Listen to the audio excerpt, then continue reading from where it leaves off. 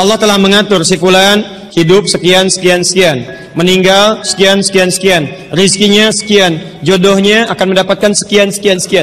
Sebagian tidak bisa diikhtiarkan seperti ajal nggak ada ikhtiarnya. Anda tidak bisa ikhtiar untuk bisa menunda atau mempercepat ajal, langsung nggak bisa diintervensi. Sebagian ada yang harus diikhtiarkan, hukumnya sudah ada, cuman kita tidak tahu bagaimana dengan takdir yang telah Allah tetapkan. Maka untuk mendapatinya, maka ikhtiar kita untuk meraihnya. Maka ada sesuatu yang ditempuhnya dengan cara ikhtiar. Tayyib. Di antaranya ini jodoh. Allah telah tetapkan jodoh kita, diatur oleh Allah. Ini yang terbaik untuk kehidupan kamu. Tapi Allah merahasiakan kepada kita siapa jodoh yang dimaksudkan. Maka kita berikhtiar, yang dengan ikhtiar itu ada pahala didapatkan. Saya ulang, ada pahala didapatkan, ada kenikmatan dalam mencarinya.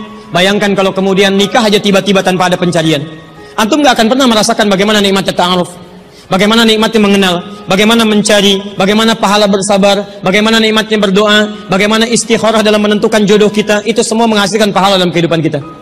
Maka yang pertama, lihat ketentuan Allah yang pertama, apapun ikhtiar yang telah Anda tempuh, maka semua ikhtiar ini tetap tidak akan keluar dari aturan Allah Subhanahu wa taala.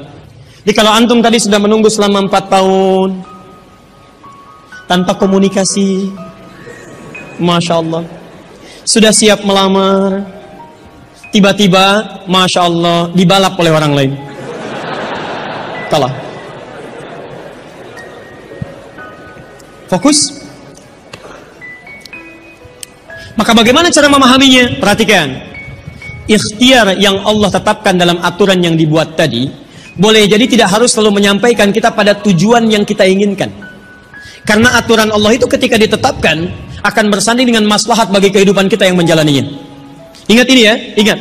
Aturan Allah ketika menetapkan, fulan rezeki kamu sekian, fulan fisik kamu begini, fulan jodoh kamu si fulanah. Ketika Anda menempuhnya dengan ikhtiar, tidak harus kemudian Anda meraihnya sesuai dengan keinginan Anda. Contoh, maaf, Anda ingin misalnya sekolahnya ke ITB, Anda ikhtiar juara satu. Begitu tes di ITB tidak lulus, lulusnya ke IAIN. Misal, harap-harap ke ITB, masuknya ke IAIN. Harap-harap ke ITB, masuknya ke Unpad. Ketika Allah kemudian menakdirkan Anda, misal keinginan Anda ke Unpad, keinginan Anda ke ITB, tapi kemudian tiba-tiba beloknya ke Unpad, bagaimana memahaminya? Perhatikan, kadang jalan kehidupan yang telah Allah tetapkan bukan harus menentukan hasil sesuai dengan yang Anda inginkan, tapi Allah menetapkan sesuai dengan apa yang Anda butuhkan. Anda ingin ke ITB, tapi apa yang Anda dapatkan di ITB bukan maslahat buat kebutuhan Anda. Maka dibelokkan oleh Allah ke Unpad supaya Anda mendapatkan apa yang Anda butuhkan dalam kehidupan Anda.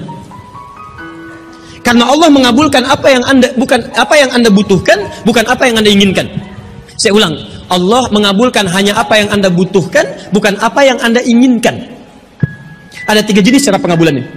1, jika kebutuhan Anda sesuai dengan maslahat kehidupan Anda meminta. Maka jika keinginan Anda dalam permintaan sesuai dengan kebutuhan Anda, maka segera dikabulkan. 2, ada yang ketika Anda memohon, Anda belum sanggup untuk mendapatinya. Nanti ketika Anda mulai sanggup, disitulah kemudian Allah berikan. Antum punya anak 5 tahun, antum kaya, punya banyak uang, kemudian anak itu minta dibelikan motor. Dibelikan nggak? Uangnya ada, motornya siap dibeli. Anak baru 5 tahun, minta dibelikan motor, dibelikan nggak? Tayyib, kenapa? Karena dia belum sanggup menggunakannya. Tapi Anda sampaikan, nah, papa punya uang, papa siapkan ya, nanti ketika sanggup baru saya berikan. Demikian ketika Anda meminta kepada Allah Subhanahu wa taala dan memohon. Maaf, Anda mohon, belum dikabulkan juga. Boleh jadi bukan Allah belum mengabulkan, tapi Anda belum siap untuk menerimanya. Contoh, Nabi Muhammad SAW berdoa kepada Allah supaya kiblat dipindahkan dari Masjid Al-Aqsa ke Masjidil Haram. Kapan berdoanya? Sejak di Mekah. Kapan dikabulkan? Saat ke Madinah. Kurang lebih 3 tahun baru dikabulkan. Quran surah kedua Al-Baqarah ayat 144, paling kiri sebelah bawah.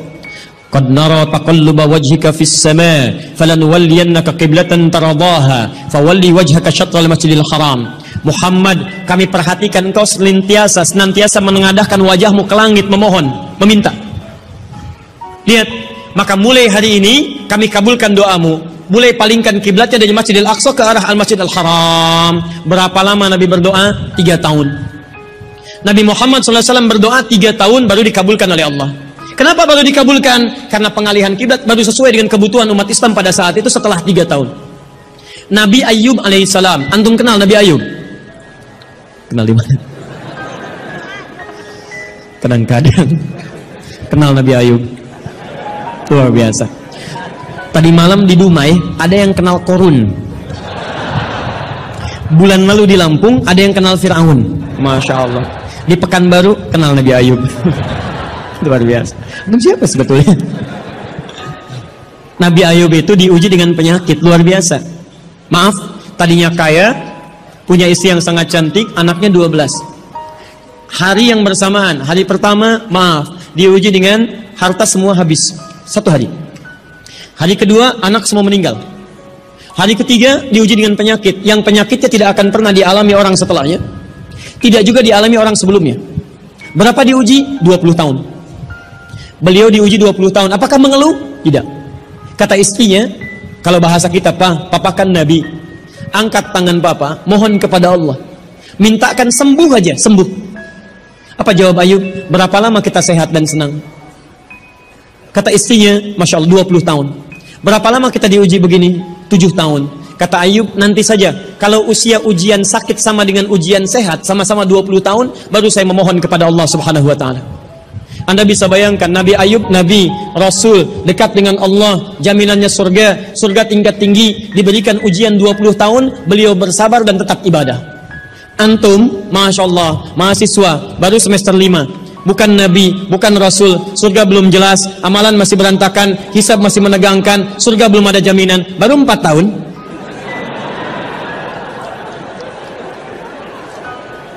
Itu yang terbaik buat antum. Yang terbaik. Jadi bukan berarti ketika Anda tidak mendapatkan dia, dunia hilang untuk Anda. Tidak. Banyak boleh jadi itu hanya titian ajaran dari Allah supaya Anda merasakan bagaimana nikmatnya ta'aruf. Supaya Anda belajar bagaimana mencari yang lebih baik lagi. Lihat kalimatnya, Quran surah ke-24 ayat 26. At-tayyibatu lit-tayyibin wat-tayyibuna lit-tayyibat al-khabithatu lil-khabithin sebelumnya wal khabithuna lil-khabithat. Yang baik akan ketemu yang baik lagi, yang kurang baik bertemu dengan yang kurang baik lagi. Menurut Anda, dia yang terbaik untuk Anda. Menurut Allah, dia bukan yang terbaik untuk Anda. Yang untuk Anda, ada yang lebih baik lagi. Anda mau menghafal Quran, Anda mau menghafal hadis, maka Allah akan kirimkan kepada Anda yang bisa menjaga Quran dan hadis Anda. Kalau dengan 4 tahun belum bisa menjadikan Anda mendapatkan yang terbaik, tunggu. Karena yang terbaik itu lebih daripada yang mulia akan mendapatkan masa yang cukup panjang. Al-Bukhari menulis hadis 16 tahun, kitabnya abadi. Orang menulis kitab 16 hari belum tentu abadi. Jadi ketika Anda diminta menunggu dalam masa yang cukup lama, sebetulnya bukan masanya yang ditunggu, tapi di balik penungguan itu bukankah di situ ada pahala? Tadi Anda katakan Anda rajin berdoa, bukankah di doa itu ada pahalanya? Anda rajin tahajud, Anda bersabar, Anda bermohon, Anda istighfar. Jadi yang diinginkan oleh Allah dalam penantian 4 tahun itu bukan Anda menikah dengan calon Anda sekarang, tapi Anda mendapatkan pahala yang berlimpah. Dan dengan pahala itu Anda siapkan Quran Anda, hadis Anda untuk membimbing pasangan Anda berikutnya. Paham sampai sini? Baik, alhamdulillah. Jadi nggak usah kecewa ya, nggak usah kecewa. Baik, yang kedua, lihat kaidahnya supaya kita bisa sabar, ya, supaya bisa sabar. 2, Quran surah kedua ayat 286. La yukallifullahu nafsan illa, tidak mungkin Allah menguji seorang hamba kecuali dia sanggup untuk mengatasinya. Tidak mungkin Allah menguji seorang hamba kecuali dia sanggup untuk mengatasinya.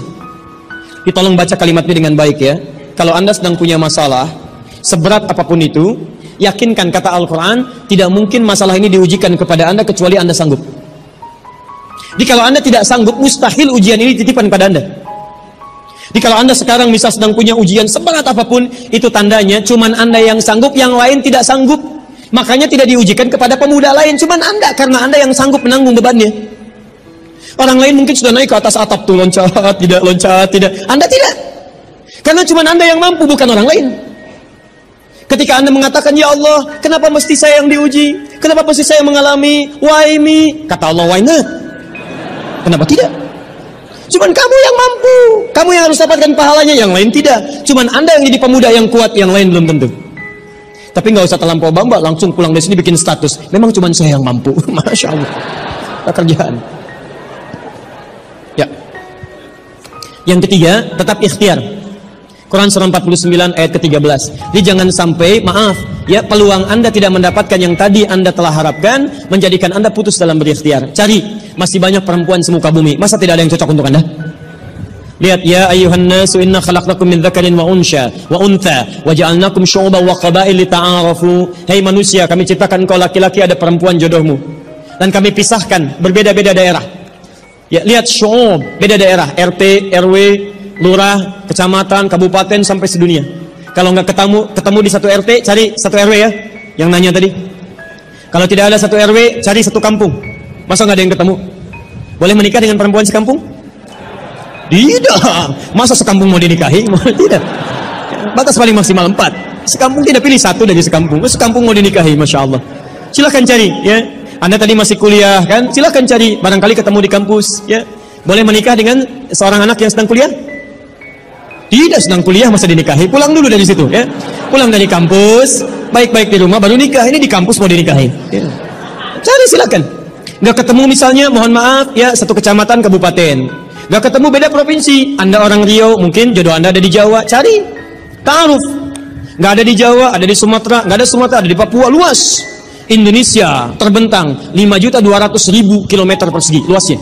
Kata Ahmad Mansur Surya Negara, pakar sejarah, dalam bukunya Api Sejarah, halaman ke-19, paragraf yang kedua, baris 1 sampai 3, paling kanan sebelah atas. Luas Indonesia itu daratnya 2 juta km persegi, lautnya 3.200.000 km persegi. Daratan dan lautan, Masya Allah, 5.200.000 km persegi. Masa nggak ketemu?